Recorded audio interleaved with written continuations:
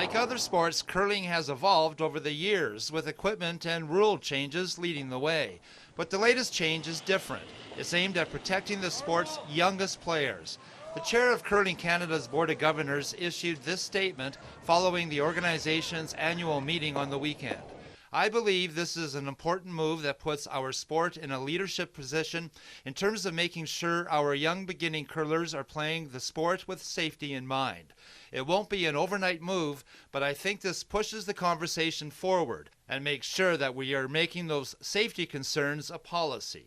Kids can slip, anybody can slip, and to me, a suggestion to wear a helmet is pretty common sense.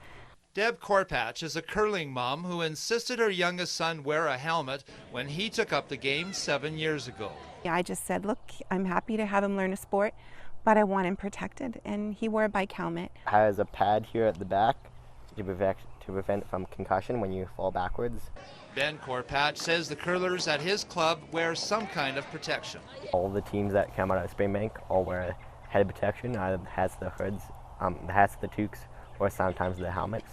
Helmets for novice curlers 12 and under, as recommended by Curling Canada, makes sense according to the coordinator of CYCA, the Calgary Youth Curling Association. After all, it's a sport played on ice. And awkward ice, you know, it's pebbled, it's really slippery.